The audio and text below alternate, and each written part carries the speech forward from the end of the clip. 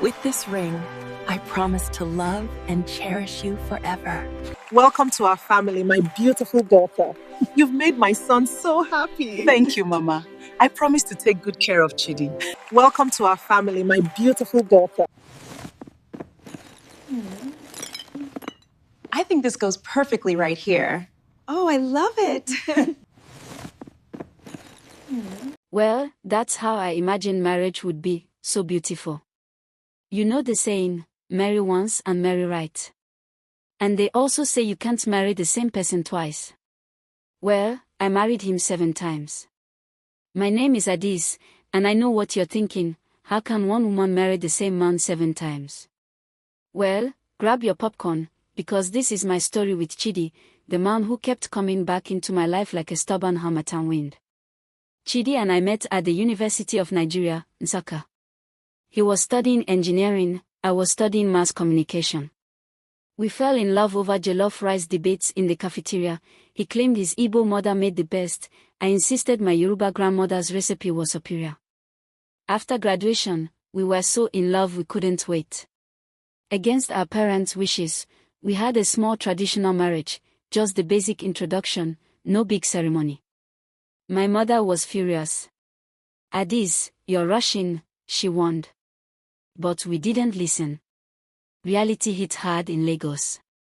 Chidi couldn't find engineering work. I was doing NYSC. We lived in a small room in Yoba, sharing a bathroom with 5 other tenants.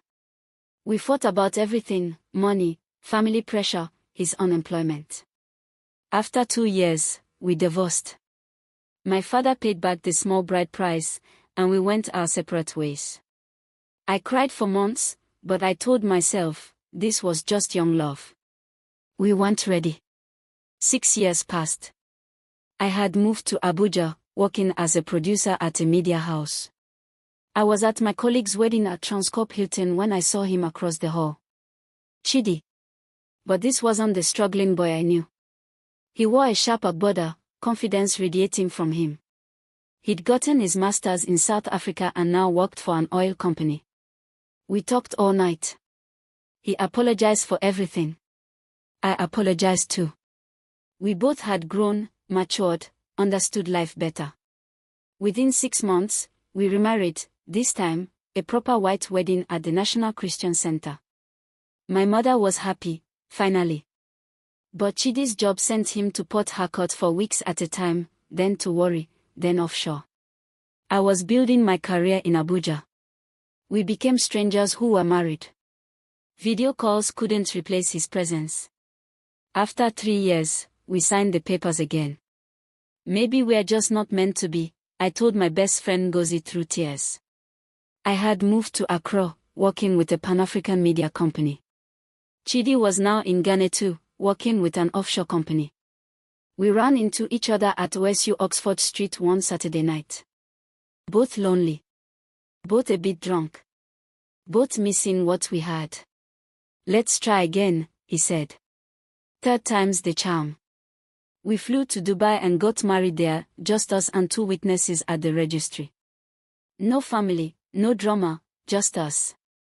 But we hadn't changed. We still had the same problems, his work schedule, my ambition, our inability to compromise. This marriage lasted barely 1 year. We divorced in silence, too embarrassed to tell our families we'd failed again. I was getting older. People were starting to whisper. Adis and her marriages, they said. It hurt. Life has a sense of humor. After our 3rd divorce, Chidi and I stayed in touch as friends. Nothing romantic, just checking in. Then one night, during a visit to Lagos, one thing led to another.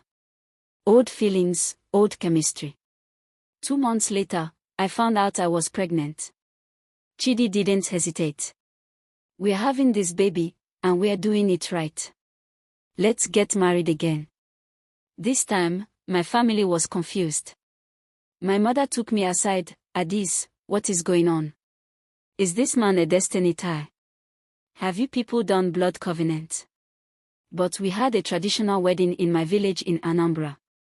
Chidi paid the full bride price this time, with all the ceremonies. We told ourselves we were mature now, ready to be parents, ready to be partners. Our daughter Zainab was born. We named her after his late grandmother. She was beautiful. But marriage takes more than a child. We were playing house, not building a home. We stayed together 4 years, for Zainab's sake, but we were miserable. She could feel it. When we finally divorced, our daughter was relieved. "I just want you both to be happy," she said at 7 years old. Those words broke my heart. Chidi's father died suddenly. I attended the funeral in Enugu because regardless of everything, I had loved that man like my own father. He had always believed Chidi and I would figure it out eventually. During those grief-filled weeks, Chidi and I reconnected deeply. We cried together, remembered the good times, found comfort in each other. In our pain, we thought we'd found our way back. We remarried quietly at the registry in Enugu, just us and a few family members. No fanfare. Just hope. But grief is not a foundation for marriage. As Chidi healed, we realized we were holding onto each other as life rafts, not as partners. We were afraid of being alone, not truly together. After a year, we let go again. Maybe some things aren't meant to be forced, I finally admitted. By now, both Chidi and I had accepted our pattern. We laughed about it sometimes when we talked. We co-parented Zainab beautifully. She was in university now, studying in Ghana. We decided to start a business together, a renewable energy consulting firm operating across East Africa. We were both experts in our fields. We set up offices in Kigali, neutral ground, fresh start. "We should get married again," Chidi suggested one day. "For tax purposes, for the business structure. We work well together now. No pressure, just partnership." It sounded logical. We got married at the Kigali registry. It was the most practical wedding we'd ever had. But mixing business and whatever we had proved disastrous. When we disagreed on business, it felt personal. When things got personal, business suffered. We divorced again but kept the business, just separated everything else. Our lawyers knew us by name now. They didn't even seem surprised anymore.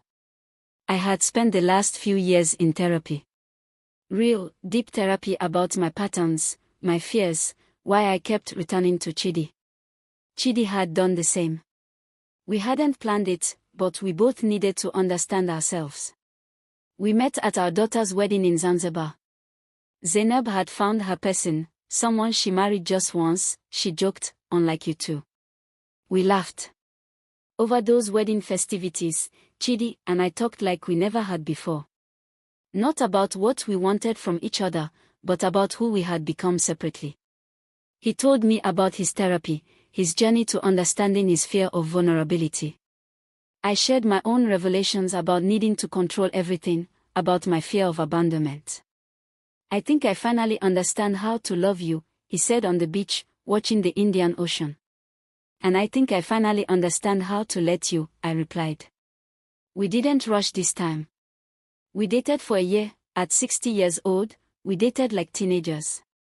We went to therapy together. We read books. We learned each other's love languages. We established boundaries. We communicated. When we married the 7th time, it was in a small ceremony on the beach in Cape Town. Just family, just love, just peace. No grand promises. Just two old souls who finally figured out what it meant to truly choose each other every day. People ask me if I regret the journey. 6 divorces, 7 marriages to the same man, it sounds crazy. But each marriage taught me something. Each divorce revealed a truth I needed to see. Marriage 1 taught me that love isn't enough without maturity. Marriage 2 showed me that success doesn't fix relationship problems. Marriage 3 proved that loneliness is a terrible reason to marry. Marriage 4 revealed that children need happy parents, not married ones. Marriage 5 taught me that grief and love are not the same thing. Marriage 6 showed me that practicality without passion is empty. And marriage 7. Marriage 7 taught me that sometimes the right person comes into your life at the wrong time, 6 times.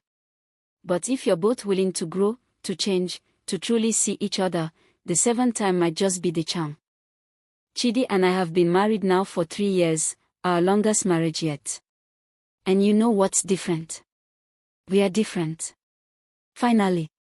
My name is Adiz, and yes, I married the same man 7 times. And I do it all over again to arrive right here, right now, with the man I finally learned to love properly.